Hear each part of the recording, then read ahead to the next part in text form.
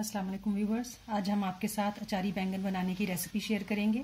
अचारी बैंगन बनाने के लिए हमने 4 छोटे बैंगन लिए हैं। ये पतले और लंबे बैंगन हैं। आप छोटे और गोल बैंगन भी इस्तेमाल कर सकते हैं।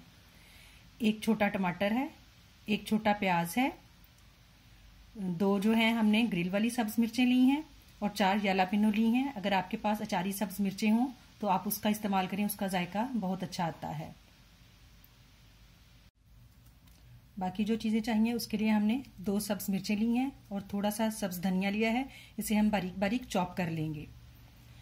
हमने 1 टीस्पून कुटी हुई लाल मिर्च ली है, 1 टीस्पून साबुत जीरा, 1/2 टीस्पून पिसी हुई काली मिर्च, 1 टीस्पून पिसा हुआ धनिया और भरकर हमने 1 टेबलस्पून अचार गोश्त मसाले का लिया है। ये वो मसाला है जो हमने घर में तैयार किया है। इसका लिंक हम नीचे डिस्क्रिप्शन बॉक्स में दे देंगे। और कुकिंग ऑयल के हम 2 टेबलस्पून इस्तेमाल करेंगे। एक हमने ये लीमू लिया है।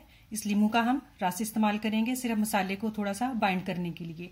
आप इसकी जगह इमली का पल्प भी इस्तेमाल कर सकते हैं।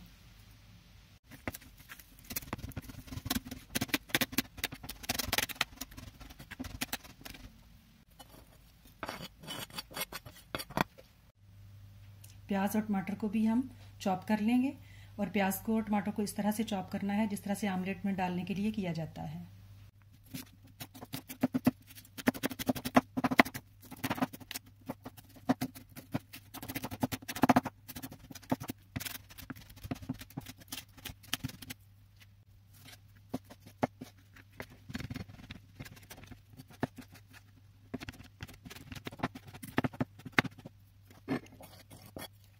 हम बैंगन को 4 कट लगा लेंगे इस तरह, एक ये, फिर इनके 4 टुक खुल जाएं इस तरह से, और ये चेक भी हो जाएगा कि ख़राब है या ठीक है।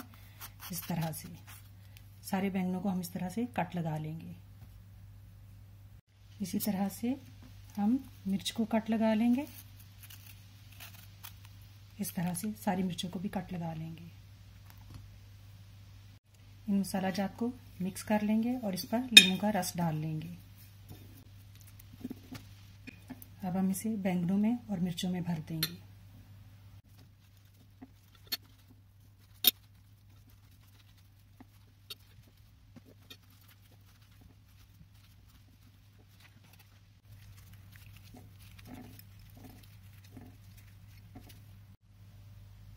इस तरह से हमने तमाम मिर्चें और ये बैंगन जो हैं ये सब भर लिए हैं।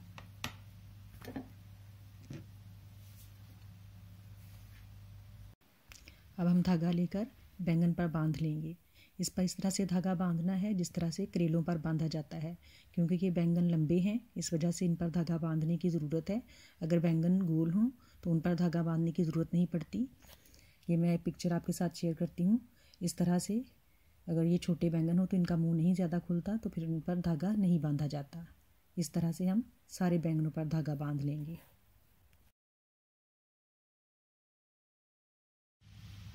अब हम पैन में कुकिंग ऑयल डाल देंगे।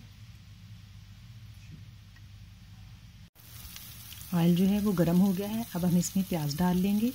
प्याज़ों का कलर जो है वो तब्दील नहीं होना चाहिए, सिर्फ हमने इसको सौते करना है कि वो थोड़े से नरम हो जाएं और ट्रांसपेरेंट से हो जाएं। फिर हम इसमें टमाटर शामिल करेंगे और हम इसे मिक्स करके कवर करके छोड़ देंगे ताकि टमाटर जो हैं वो भी नरम हो जाएं।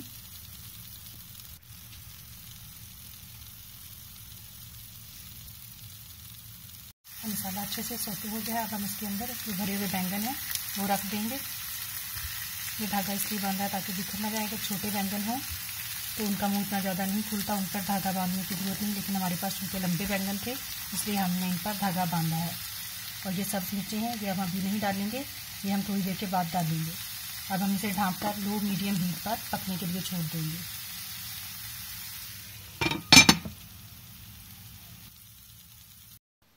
इन्हें पकते हुए तकरीबन 10 मिनट हो चुके हैं। अब हम इनकी साइड पलट देंगे। इस तरह से आराम से इसकी साइड पलटेंगे।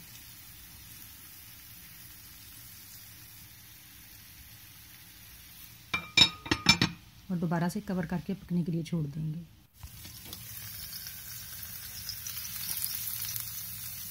इसे हमने दरमियान में 1 से 2 बार हिलाया और इसे पकते हुए तकरीबन 20 मिनट हो चुके हैं और बिल्कुल हल्की आंच थी, इसलिए मसाला जो है वो भी अच्छे से पक रहा है। जो बैंगनों ने पानी छोड़ा, जो मसाले का, टमाटर प्याज का पानी था, उसी में ही ये पक रहा है। अब हम इसको दोबारा से एक बार पलटेंगे और थोड़ी सी आंच को तेज़ करेंगे ताकि इसमें जो थोड़ा बहुत बैंगनों का पानी है वो भी खुश्क हो जाए। इस तरह से बहुत ही खूबसूरत कलर आ चुका है। सब बैंगन हम पलट लेंगे। सारे बैंगन हमने पलट लिए हैं।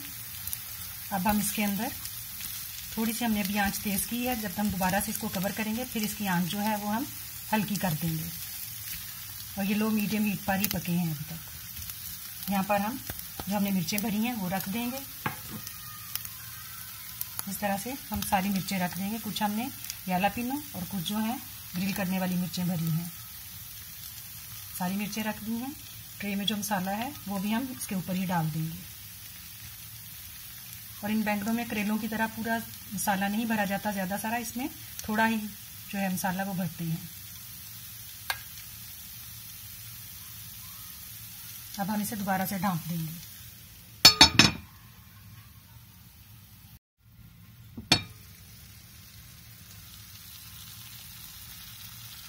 बैंगन जो हैं वो भी अच्छे से गल चुके हैं, बिल्कुल सॉफ्ट हो गए हैं और मिर्चों को भी हमने इसमें रखकर तकरीबन 5 मिनट के लिए दम दे दिया।